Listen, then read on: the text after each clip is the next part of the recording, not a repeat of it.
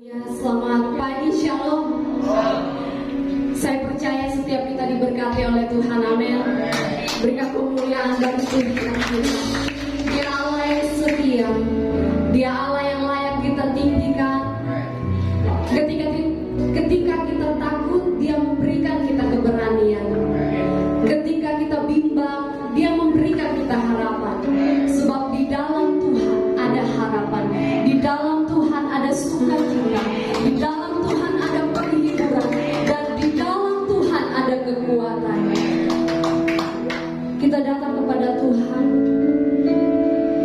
Kita mau bersyukur kepada Tuhan atas penyertaan Tuhan, anugerah Tuhan yang tidak pernah habis dalam kehidupan kita. Berkatnya melimpah, kesembuhan demi kesembuhan, kemenangan Dia kerjakan dalam kehidupan kita. Bapa, terima kasih. Kami umat-Mu datang dengan penuh kerendahan hati. Kami merendahkan diri kami di hadapan-Mu, ya Bapa. Sebab kami tahu hanya Engkau Raja di atas segala raja. Hanya Engkau yang layak kami tinggikan, ya Tuhan. Kami mau menyembah Engkau pada pagi ini. Engkau hadir dalam setiap kami. Biar Engkau menguasai hati pikiran kami ruangan ini. Terima kasih Bapa di surga. Terima kasih Tuhan.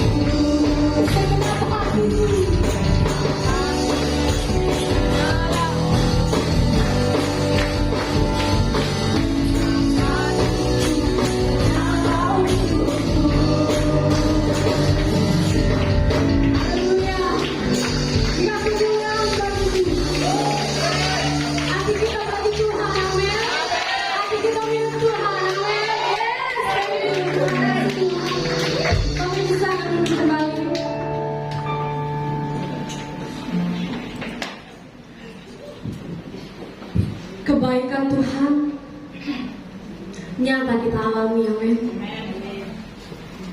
Dan mujizat Tuhan tidak terbatas atas hidup kita.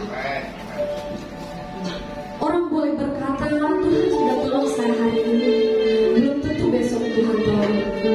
Tapi dengar baik firman Tuhan, janjinya atas hidup saya dan saudara, mujizatnya, mujizat Tuhan itu nyata bagi kita. Mari kita katakan, tak terbatas kuasa-Mu Tuhan. Terima kasih Tuhan Yesus.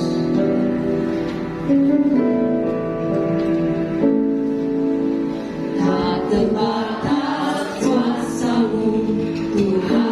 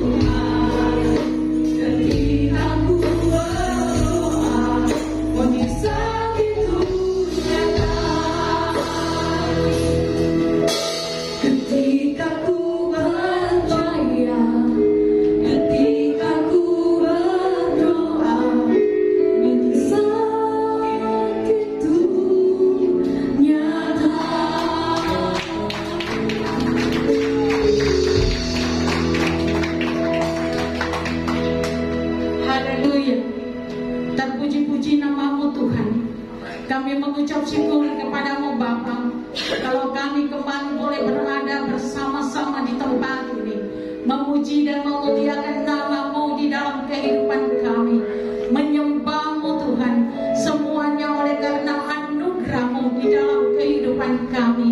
Terima kasih Bapa di surga. Saat ini kami akan belajar tentang kebenaran firman-Mu. Karena itu Bapa di surga, biarlah Engkau kuasai hati dan pikiran surga, kuasa-kuasa yang tidak berasal daripada-Mu yang ada di tempat ini. Di dalam nama-Mu Yesus, saya perintahkan keluar dari tempat ini, sehingga tidak mencuri akan pendengaran kami. Biarlah yang tertutup bisa terbukakan. Dalam nama Yesus terjadi dalam kehidupan kami. Hamba-Mu yang kepakai untuk memberitakan isi hati-Mu, urapan-urapan daripada-Mu Tuhan kami perlukan, karena kami sangat terbatas. Terima kasih Bapa di surga, berbicaralah kepada kami semua, karena kami anak-anak-Mu sudah siap untuk mendengarkannya. Di dalam nama Tuhan Yesus firman yang hidup, semua yang percaya katakan amin. Saya juga ucapkan terima kasih kepada Bapak Gembala dan seluruh pengerja yang memberikan lagi kesempatan bagi saya untuk ada di depan saudara-saudara sekalian. Saya bukan lebih daripada saudara-saudara, tetapi mari sama-sama kita belajar tentang kebenaran-kebenaran daripada firman Tuhan yang akan meneguhkan kita, membawa kita pada kemenangan demi kemenangan. Amin. Mari sama-sama kita buka firman Tuhan yang pada saat ini, yang saya percaya kita semua sudah membuka grup WhatsApp kita. Tema firman Tuhan kita di saat ini adalah angkatlah kepalamu, pandanglah Yesus Kristus Juru Selamatmu. Mari sama-sama kita membuka buku Mazmur. Kitab Mazmur pasal yang ke-24 ayat yang ke-7. Mazmur 24 ayat yang ke-7, sama-sama kita membacanya, cuma satu ayat ya. Mazmur 24 ayat yang ke-7, 3, 2, 1. Angkatlah kepalamu hai pintu-pintu gerbang, dan terangkatlah kamu hai pintu-pintu yang berabad-abad, supaya masuk Raja kemuliaan. Puji nama Tuhan untuk kebenaran firman Tuhan di pagi hari ini. Nah saudara yang terkasih di dalam Tuhan kita Yesus Kristus, siapa yang punya pintu ada kepalanya? Firman Tuhan pada saat ini di Mazmur 24 ayat 7, yang dimaksud dengan pintu gerbang sebenarnya adalah Yerusalem. Diminta membuka pintu gerbangnya, tetapi di sana juga pintu gerbangnya tidak punya kepala. Nah saudara yang terkasih di dalam Tuhan kita Yesus Kristus, pemazmur mencatat dalam bacaan kita hari ini bahwa pintu gerbang adalah kepalanya. Pintu gerbang yang dimaksud merujuk pada kehidupan kita selaku umat ciptaan Allah. Atau lebih lagi, hati kita orang percaya, mari kita buka, kita angkat kepala kita dan memandang kepada Allah yang maha tinggi. Nah saudara yang kekasih, jika demikian pengertian dari Mazmur ini adalah arahkanlah pandangan kita kepada Tuhan, karena ketika kita mengarahkan pandangan kita kepada Tuhan,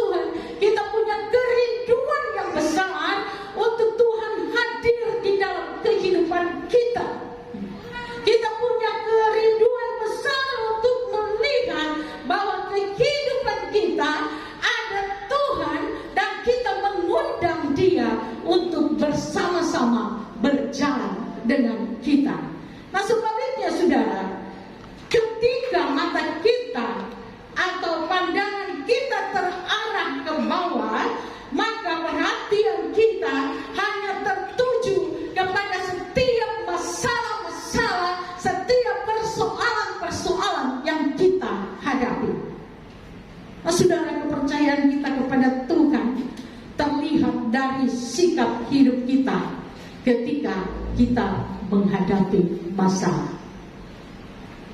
Kalau kita berada dalam sukacita, oh luar biasa, Tuhan terima kasih, saya boleh Engkau berkati. Tetapi bagaimana kalau kita menghadapi sebuah persoalan di dalam kehidupan kita? Apakah kita harus mengucap syukur kepada Tuhan? Harus.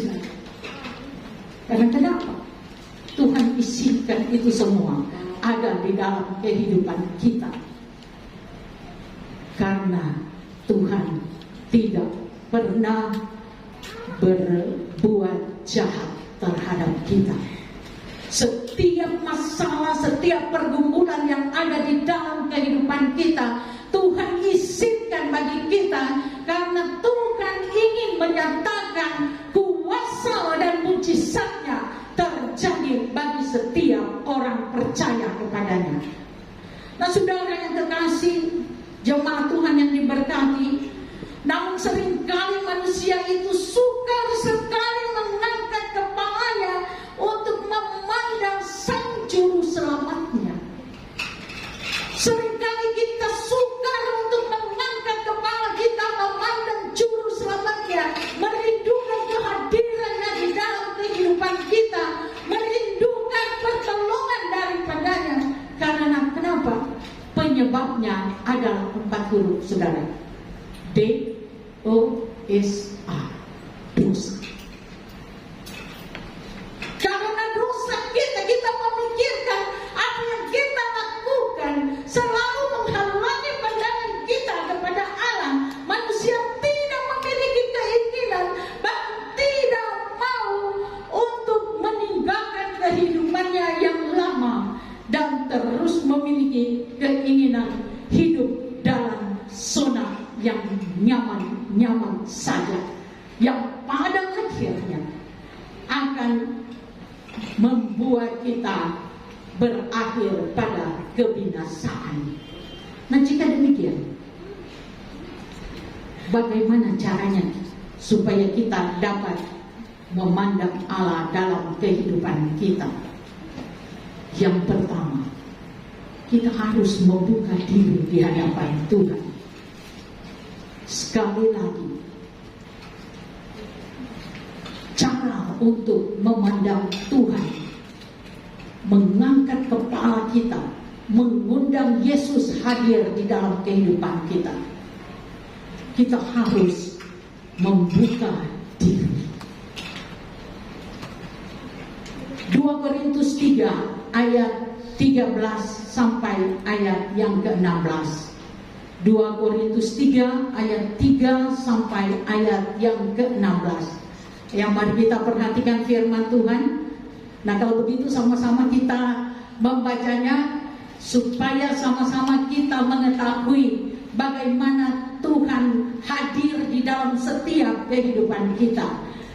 2 Korintus 3 ayat 13 sampai 16. 3, 2, 1.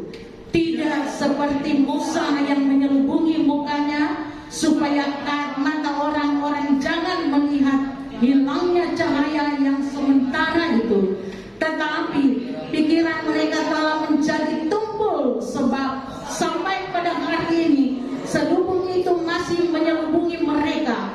Jika mereka membaca perjanjian lama itu tanpa disingkapkan, karena hanya Yesus saja yang dapat menyingkapkannya. Bahkan sampai pada hari ini, setiap kali mereka membaca kitab Musa, ada selubung yang menutupi hati mereka. Tetapi apabila hati seorang berbalik pada Tuhan, maka selubung itu diambil daripadanya.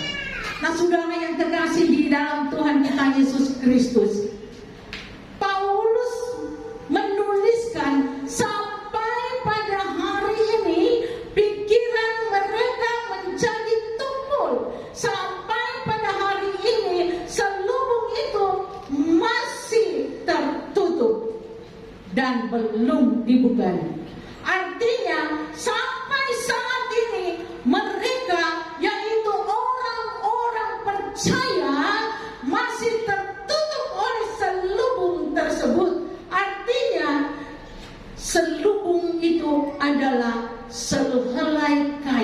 yang menutup wajah.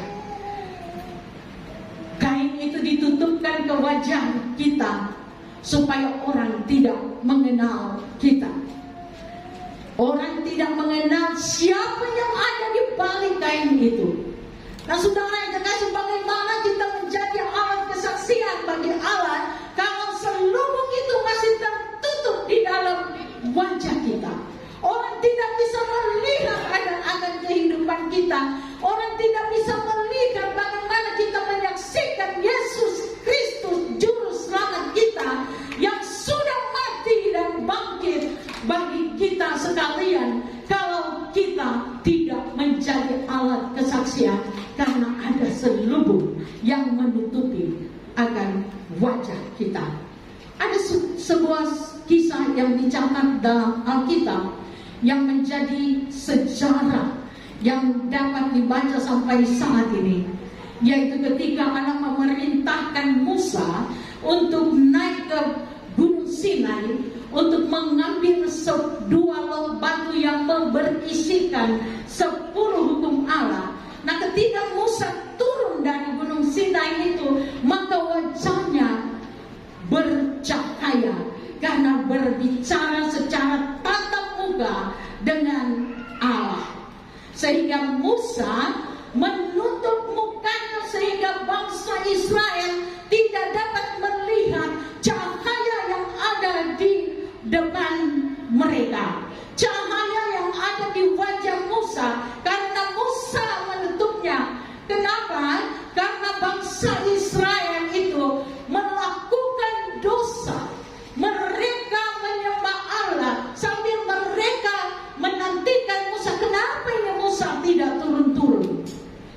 Nah saudara yang terkasih, kita akan tidak membahas tentang sejarah bangsa Israel, tetapi sama-sama kita melihat tulisan Paulus yang mencatat bahwa pikiran mereka telah menjadi tumpul karena hanya memikirkan keinginan duniawi.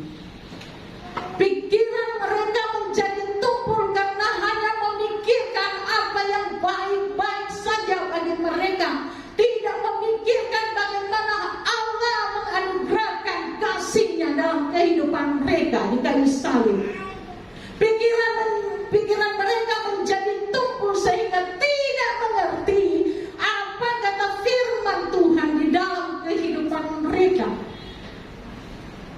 Nah saudara yang terkasih di dalam Tuhan kita Yesus Kristus, Paulus mencatat sampai pada hari ini setiap mereka membaca kitab Musa, ada selubung yang menutup hati mereka. Itu berarti sampai saat ini masih ada selubung yang menghalangi kehidupan kita untuk membicarakan bagaimana Tuhan kita Yesus Kristus ada di dalam kehidupan kita. Bukankah kehidupan kita adalah Alkitab yang terbuka, surat yang terbuka yang dapat dibaca oleh banyak orang? Dengan gaya hidup kita bisa menceritakan bagaimana Allah mengasihi kita. Namun oleh karena anugerah Allah melalui Yesus Kristus di kayu salib dapat membuka selubung itu. Ayat yang ke-14 di teks firman Tuhan saat ini, hanya Kristus saja yang dapat membuka selubung itu, saudara. Nah saudara yang terkasih, karena itu kalau kita menginginkan melihat kemuliaan Tuhan, bukan selubung itu. Artinya membuka hati kita untuk menerima Yesus Kristus, mengubah sikap hidup kita kepadanya. Nah mungkin Anda berpikir, saya itu percaya pada Tuhan. Anda pun perlu ketahui bahwa iblis pun percaya kepada Tuhan Yesus Kristus. Dia mengatakan, engkau anak Allah yang maha tinggi. Tetapi ketika mendengar nama itu, dia gemetar, saudara. Dia ketakutan. Jadi saudara yang kekasih, kita dapat mengalahkan kuasa iblis melalui darah Tuhan kita Yesus Kristus. Saudara boleh katakan, saya ke gereja, ya, hebat dalam pujian dan penyembahan, oke.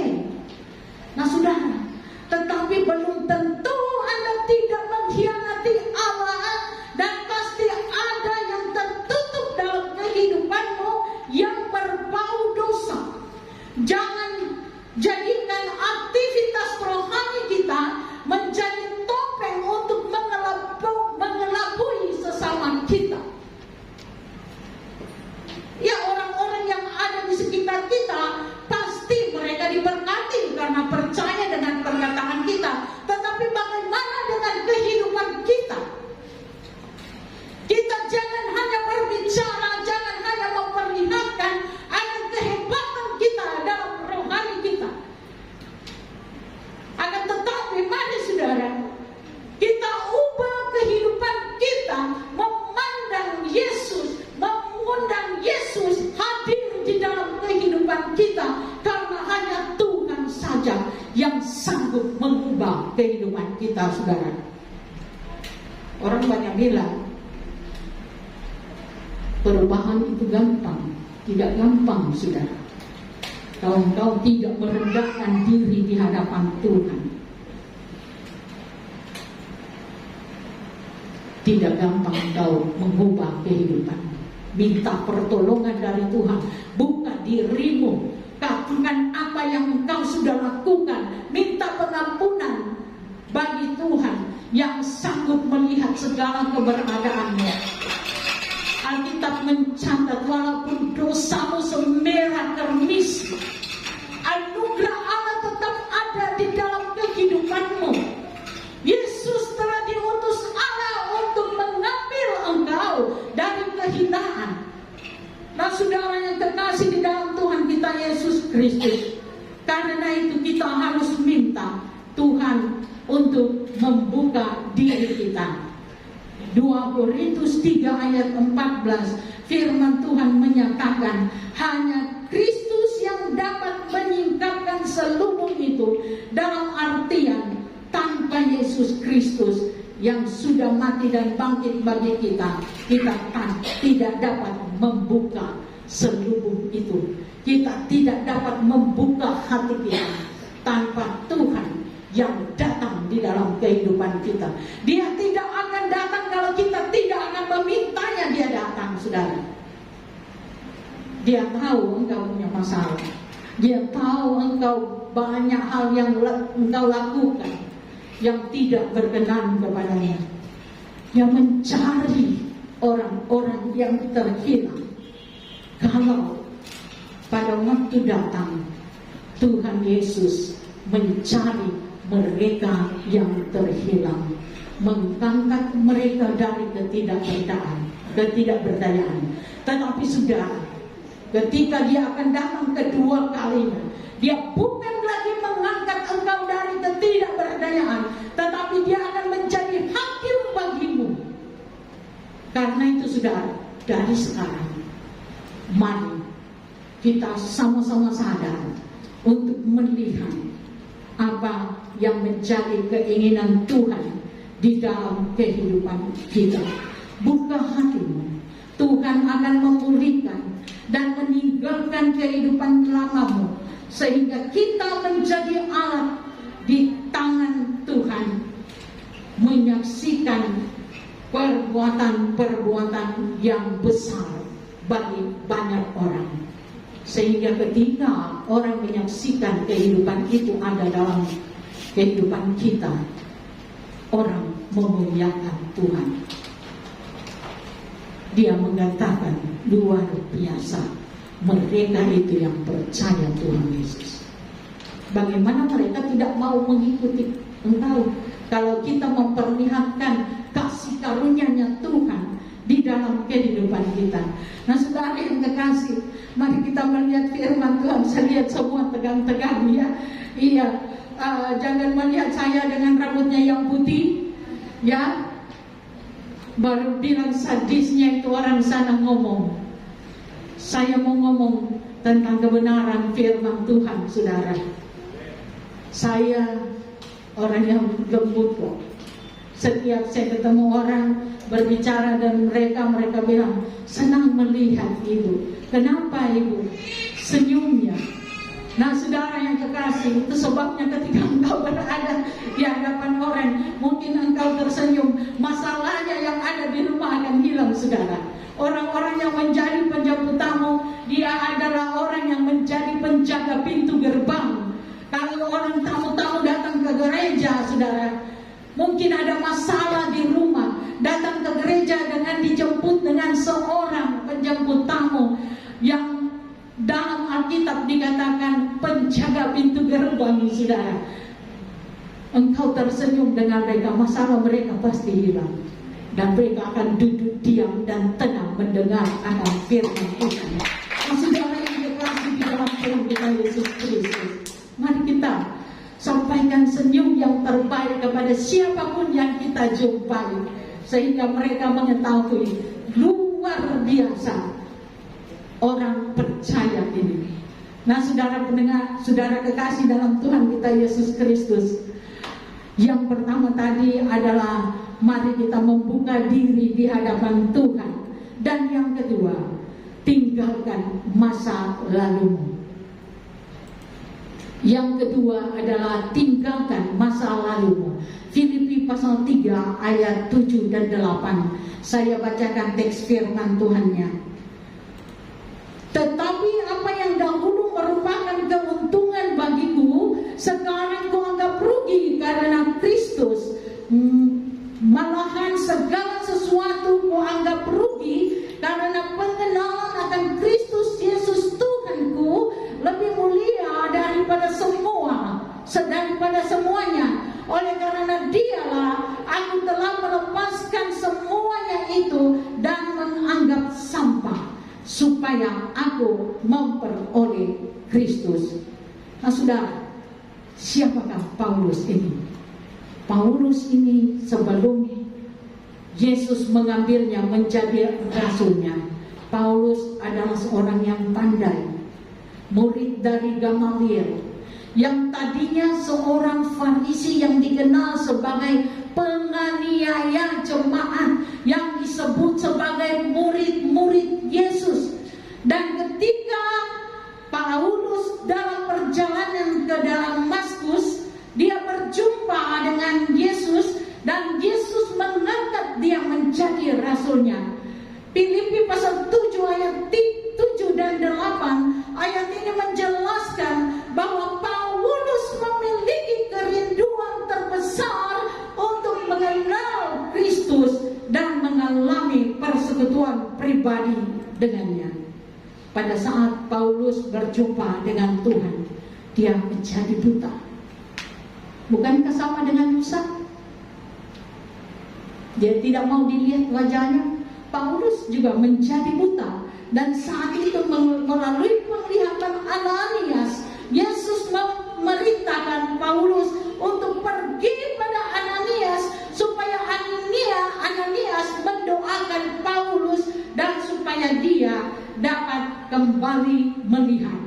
Peristiwa ini diperlihatkan pada Paulus supaya dia mengerti bahwa Tuhan yang dia aniaya adalah Tuhan yang menyelamatkan jiwa umat ciptaannya. Tuhan dapat melakukan segala sesuatu dengan sempurna kalau pada saat dia bertemu dengan Tuhan. Sebenarnya Yesus punya kuasa untuk membuat dia dapat melihat kembali. Tetapi saudara, Yesus punya keinginan untuk membawa dia kepada muridnya, yaitu Ananias, supaya dia percaya. Murid-murid Yesus pun punya kuasa karena anugerah yang Allah berikan kepada mereka. Kepercayaan Tuhan Yesus kepada setiap muridnya untuk dapat memulihkan setiap orang yang mau mencari karena itu Paulus berusaha melepaskan segala kemegahannya dengan cara mengetahui sifat dan tabiat Allah melalui firman-Nya. Karena itu Paulus rela menyangkal dirinya dan meninggalkan manusia lamanya.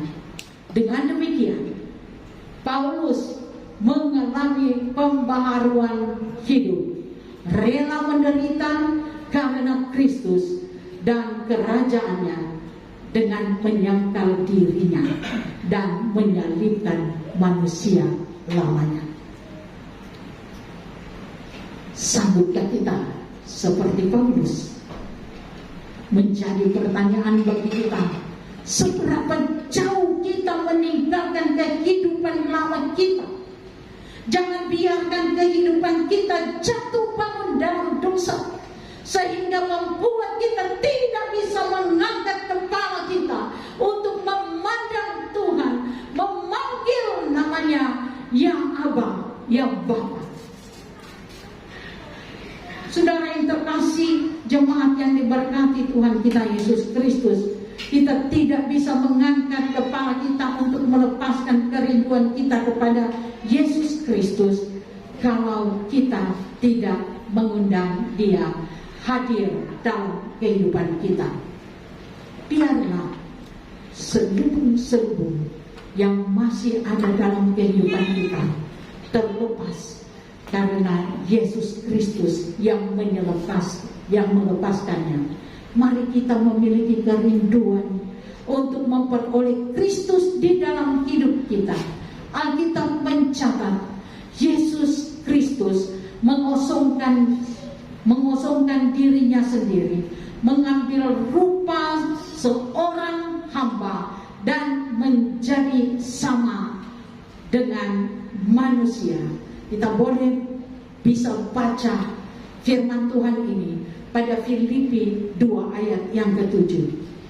Berbicara tentang hamba di dalam Alkitab, dan lebih khusus lagi pada zaman bangsa Yahudi, bahwa seorang hamba tidak memiliki apa-apa, saudara, tidak memiliki hak untuk memperjuangkan hidupnya saja. Dia tidak bisa.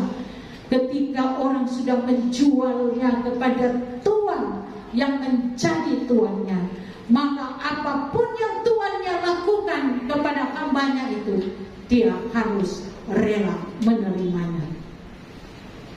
Demikian juga Tuhan kita Yesus Kristus. Sungguh luar biasa kasih Yesus di dalam kehidupan kita yang mengosongkan diri.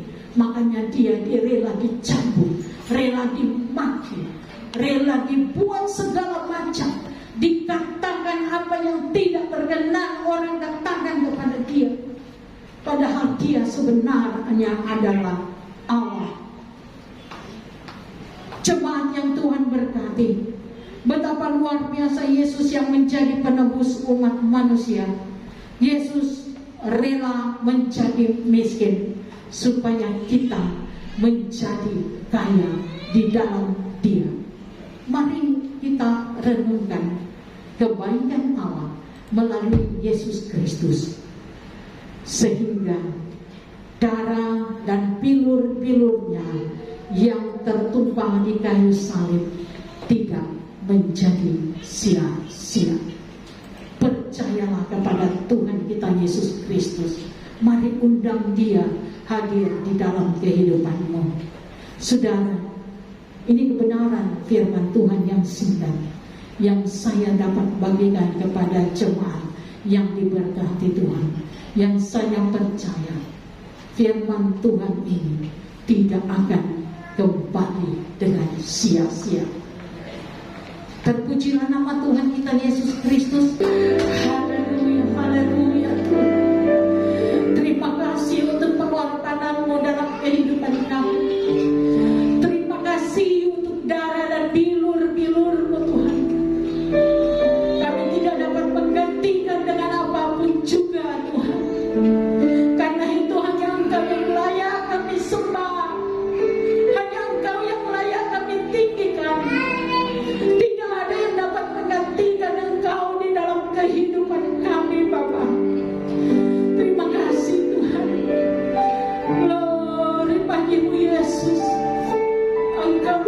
biasa dalam kehidupan kami. Kasih-Mu sangat sempurna dan tidak pernah akan pudar di dalam kehidupan kami. Terima kasih Bapa di sorga untuk kebenaran firman-Mu. Terima kasih untuk penyertaan di dalam kehidupan kami. Terima kasih untuk lawatan-Mu bagi kami Tuhan, ketika kami duduk di kaki-Mu. Di dalam nama Tuhan Yesus kami mengucap syukur. Haleluya. Semua yang percaya katakan amin. Sungguh ku bangga Bapa.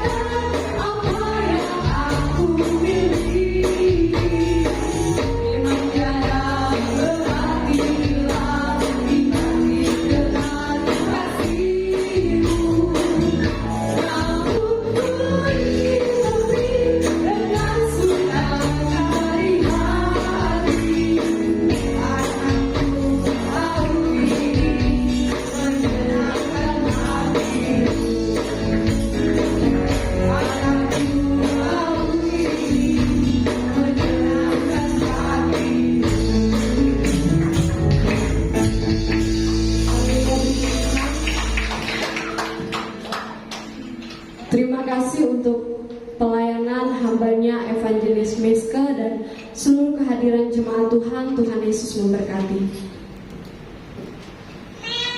Pengumuman ibadah remaja dan sekolah minggu online tetap setiap hari Minggu pukul 16.00 sampai selesai via Google Meet.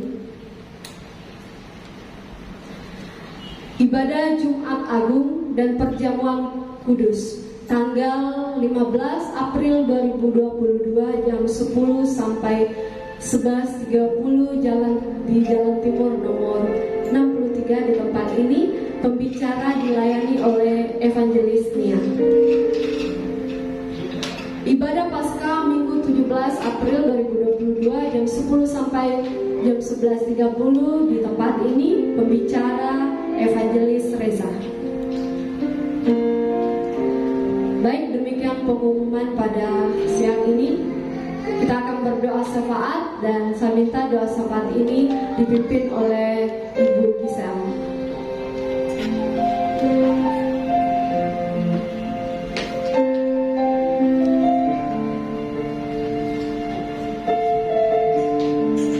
Haleluya, mari jemaat Tuhan kita satukan hati, kita berdoa. Bapa yang kami sembah, Raja di atas segala raja, Tuhan yang hidup dalam setiap kami. Terima kasih Tuhan buat kesempatan pagi hari ini kami boleh bersama-sama datang di hadirat Tuhan. Sebab kami tahu bahwa Tuhanlah satu-satunya juru selamat kami, Tuhan yang sudah berkorban atas setiap kami. Terima kasih Tuhan untuk hidup yang Kau berikan bagi setiap kami. Terima kasih untuk kebaikan-Mu, terima kasih untuk anugerah-Mu Tuhan atas hidup kami. Dan biarlah Tuhan setiap kami pagi hari ini, kami yang datang dengan berbagai macam pergumulan, kami yang datang dengan sakit, penyakit, kami datang dengan kelemahan, kami datang dengan banyak pergumulan dan persoalan. Ketika kami pulang Tuhan, kami beroleh jalan keluar, kami beroleh harapan yang baru, kami beroleh kesembuhan yang daripada Tuhan. Karena kami tahu Tuhan, ketika kami datang di hadirat-Mu, ada mujizat bagi setiap kami yang percaya. Terima kasih buat kebenaran firman-Mu pagi hari ini Tuhan. Biarlah pribadi lepas pribadi pagi hari ini yang mendengarkannya, kami boleh hidup benar-benar mengandalkan Tuhan dalam kehidupan kami. Kami boleh benar-benar mengingat bahwa hidup kami bukanlah milik kami sendiri, tetapi milik Tuhan. Dan biarlah Tuhan dalam menjalani kehidupan kami boleh tetap terus menaruh percaya kami hanya kepada Engkau. Berkati kiranya hamba-Mu Ibu Evangelis Meske yang telah menyampaikan kebenaran firman pagi hari ini. Kami percaya Tuhan, Kau terus memperlengkapi hamba-Mu dengan perlengkapan senjata Roh Kudus. Bahkan kami berdoa biarlah Tuhan memberkati, mengurapi kehidupannya. Minyak yang baru, anggur yang baru Tuhan curahkan. Kesehatan, kekuatan yang baru. Berkati keluarganya, anak-anaknya, pelayanannya. Kami percaya Tuhan, banyak jiwa-jiwa boleh dimenangkan dalam kehidupannya, boleh datang di hadapan Tuhan. Terima kasih Bapa, kami juga berdoa membawa pelayanan GBI Anugerah ke dalam tangan Tuhan. Engkau kiranya memberkati Bapak Gembala, Bapak Pendeta Franz Joseph beserta Ibu Gembala. Engkau memberkati setiap hamba-hamba-Mu yang terlibat pelayanan di tempat ini, baik itu pemain musik, WL, singers, tamborin, multimedia, asyir, kolektan, bahkan jemaat-Mu Tuhan, para pembicara. Tuhan Yesus mengurapi dengan urapan yang baru. Murnikan setiap motivasi anak-anak-Mu di tempat ini Tuhan. Kuduskan kehidupan setiap kami. Dan kami juga berdoa ya Bapa, biar setiap kami melakukan pelayanan di tempat ini, bukan kami yang dilihat manusia, tetapi Tuhan yang keluar dalam kehidupan kami, Tuhan yang hadir dalam hidup kami. Terima kasih Bapa, kami berdoa buat persembahan yang boleh pagi hari ini kami tabur. Kami percaya Tuhan, kami akan menuai berlipat kali ganda. Kami memberi dengan sukacita. Kami percaya Tuhan akan mengembalikan berlimpah-limpah bagi setiap kami. Sucikan, kuduskan persembahan umat-Mu Tuhan, yang mengembalikan milik-Mu juga kami percaya Tuhan memberkati kehidupannya. Terima kasih ya Bapa. Kami berdoa juga menyerahkan buat pelayanan di tempat ini, baik itu ibadah sekolah minggu dan remaja lewat Google Meet, ibadah Jumat Agung nanti tanggal 15 hari Jumat ini Tuhan, bahkan ibadah Paskah pada hari Minggu nanti. Tuhan mendahului setiap kami, Engkau hadir di sana melawat umat-Mu. Kami rindu Tuhan, ada banyak jiwa-jiwa baru yang boleh datang bersama-sama dengan kami beribadah di tempat ini. Berkati Tuhan para pelayan-Mu, berkati mereka yang terlibat pelayanan nanti. Sucikan, kuduskan, biarlah mereka boleh menerima urapan yang baru daripada Tuhan. Beri kesatuan hati, kesatuan roh ya Bapa. Kami berdoa juga menyerahkan umat-Mu, jemaat Tuhan, pribadi lepas pribadi yang boleh hadir pagi hari ini. Tuhan, kiranya Engkau mengetahui apa yang mereka gumulkan di dalam hati mereka. Biarlah Engkau menjawab Tuhan sesuai dengan kehendak-Mu. Engkau memulihkan rumah tangga demi rumah tangga, pribadi lepas pribadi, usaha pekerjaan umat-Mu. Kami berdoa di dalam nama Tuhan Yesus. Tuhan memberkatinya sehingga anak-anak-Mu di tempat ini boleh menjadi kesaksian bagi banyak orang, boleh diberkati untuk menjadi berkat Tuhan. Kami berdoa untuk tempat ini ya Bapa. Kiranya Tuhan Yesus sucikan, kuduskan tempat ini.